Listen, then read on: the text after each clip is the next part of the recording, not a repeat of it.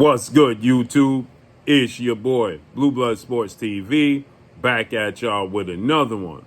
So the legend, multi-division world champion, an icon, a Hall of Fame superstar boxer, Roy Jones Jr., Captain Hook, Roy Jones Jr. He explains and breaks down the highly anticipated fight we saw this past weekend, as we saw an undefeated, undisputed welterweight showdown between Terrence Bud Crawford and Errol the True Spence Jr.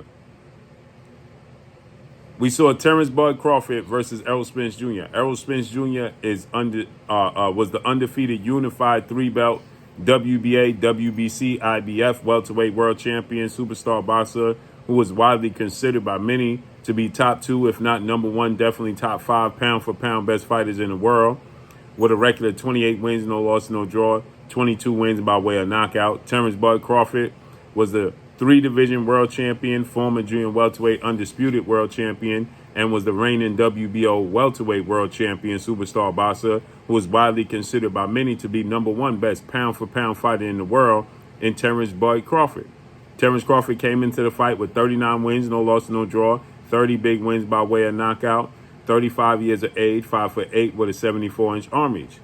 Errol Spence came in 5'9" with a 72-inch arm reach at 33 years of age. Errol Spence is a natural southpaw. He started his career at 154, then campaigned and cleaned out 147. Terrence Crawford started his career at 130, became a champion in 35, 40, and 47. So Errol Spence was seen to be the bigger, stronger fighter. Roy Jones used to be a commentator for HBO, where Terrence Crawford was signed with legendary promoter, top-ranked CEO Bob Arum, ESPN, and and HBO, before they went to ESPN. And Roy Jones stated that he saw Terrence Crawford grow up. He saw Terrence Crawford fill in a late replacement fighting Brettis Prescott, and he was supposed to lose, and Terrence Crawford won. So he saw Terrence Crawford, as Roy Jones put it, change clothes, meaning that he saw Terrence Crawford be able to make adjustments, right? And so with that said, he didn't see Errol Spence be able to make adjustments, okay? He saw Errol Spence as somebody, that was straightforward. As I stated in the video, Errol Spence is more vanilla, right? There's not a lot of flash and flair. He's fundamentally sound. He calls himself and refers to himself as the Tim Duncan of boxing. Not a lot of flash and flair, a hard hat, lunch pail type of fighter. And in this fight, it was seen on paper to be a 50-50 fight, but it proved to be anything but that. As Terrence Crawford, he showed his versatility. Now, he's known to be a fighter that switched from orthodox to southpaw, has power in both hands. He's only went the distance 3 times since becoming a world champion in 2014 when he beat Ricky Burns in the UK. So with that said, Terrence Crawford, also, one of those 3 fights was against Victor Postal, a unification bout, and Victor Postal was seen to be the boogeyman in junior welterweight, and he dropped Victor Postal twice in that fight and dominated, won every single round against Victor Postal. It wasn't close. So Terrence Crawford's power and skill set was getting overlooked. But nonetheless, Roy Jones highlighted Terrence Crawford's skill set, his power, and he felt that he would beat Errol Spence because he had more tools in the toolbox, as I like to refer. He has more tools to go to. Roy Jones refers to as changing clothes. I like to also say changing the channel, giving different looks. All means the same thing. So Roy Jones said that Errol Spence doesn't change the channel, which he doesn't.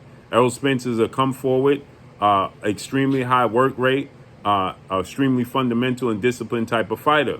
He breaks you down physically and mentally, going to the body, changing levels. But he makes mistakes in what I call the no man's land area, when he's trying to work his way into the inside and when he's working his way back on the outside. Errol Spence gets clipped and caught in those areas quite often. And so with that said, Roy Jones felt like Terrence Crawford was the more skilled fighter. And Roy Jones made the mistake of saying that he never watched Errol Spence, but he watched Terrence Crawford grow up. And so that garnered people to say, well, if you never watched Errol Spence fight, then how can you say how could you comment and give a judgment on what he can and can't do? Well, Roy Jones cleared it up in saying that he was saying he didn't watch Errol Spence make adjustments. where he watched Terrence Crawford grow up and make adjustments in fights that he was supposed to lose. So he didn't clarify in the very beginning. And so with that said, Roy Jones was arguably one of Errol Spence's favorite fighters, along with Sugar Ray Leonard. And Roy Jones picked against Errol Spence. And here Roy Jones did an interview with my brother KO Artist Sports. And this is what Roy Jones had to say. I know what this dude can do.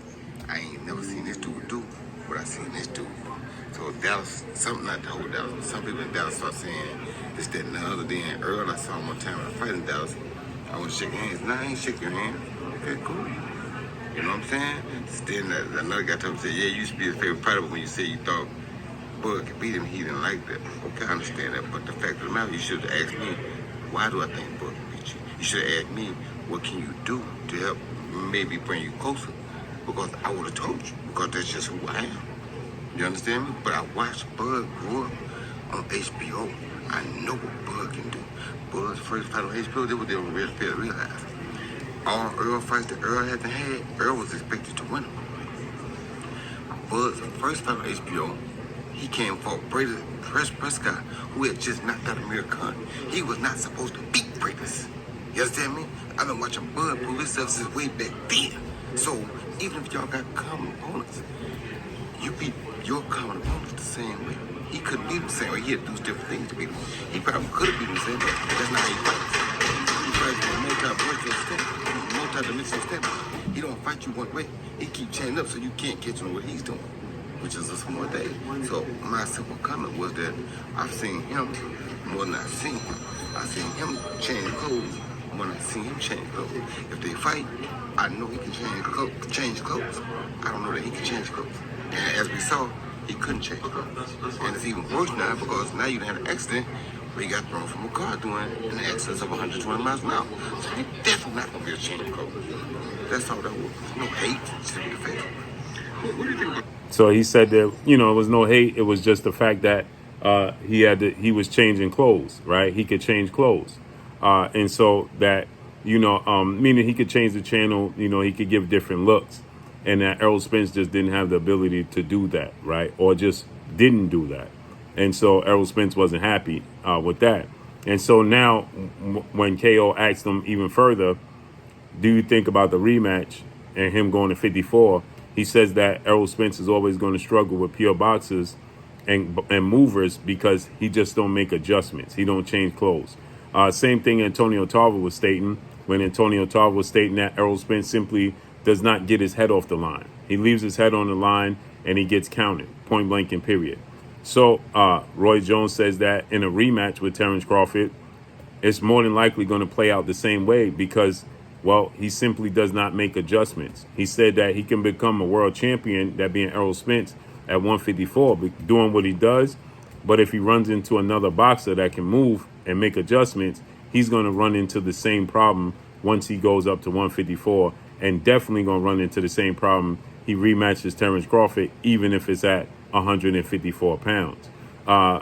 After we watched and witnessed that fight play out in the manner we witnessed it play out, well, it's safe to say that Terrence Crawford was superior in every area. That's what was most shocking about this entire fight, was that Terrence Crawford was simply more impressive in every area, right? He was faster, he was stronger, which was completely shocking, seeing as though Errol Spence was seen to be the bigger, stronger guy fighting that higher weight class. But Terrence Crawford was actually physically stronger than Errol Spence. And when Errol Spence tried to push Terrence Crawford physically off his square, well, Terrence Crawford didn't even budge and then pushed Errol Spence 2 steps back, right? He had faster feet, faster hands, and it seemed like he was reacting much quicker than Errol Spence was reacting. And so it leads many people to believe that even if Errol Spence moved up in weight, because a lot of people said that it was the weight drain that hindered Errol Spence. So people are saying, well, they fight at 154, Errol Spence will be more active and have more energy. He's usually a very high active fighter, but it was the counterpunch and the jab of Terrence Crawford, the discipline, the defense of Terrence Crawford. In every aspect of the fight, Terrence Crawford was simply better. How can Errol Spence equal a playing field, right? His jab, I thought Errol Spence had a better, cleaner jab. Well, that proved not to be the case either. Terrence Crawford had a better jab, right? And a stronger jab. He was more physically strong and imposing. And then he dropped Errol Spence 3 times and stopped him. So Roy Jones is saying that Errol Spence just simply doesn't make a lot of adjustments. And that's all I got for y'all, man. Drop a comment in the comment section. Let me know what y'all think. Y'all already know what it is. It's your boy Blue, Blue Blood Sports TV. Hate, like, comment, and subscribe. You haven't subscribed, hit the subscribe button, hit the like button, hit the bell icon to get all the new notifications. Follow me on Instagram at Blue Blood Sports TV, all one word. Y'all already know what it is. Shout out to the entire LDBC. Shout out to Black Media Row. Make sure you like and share these videos. That's all I got for y'all. Peace.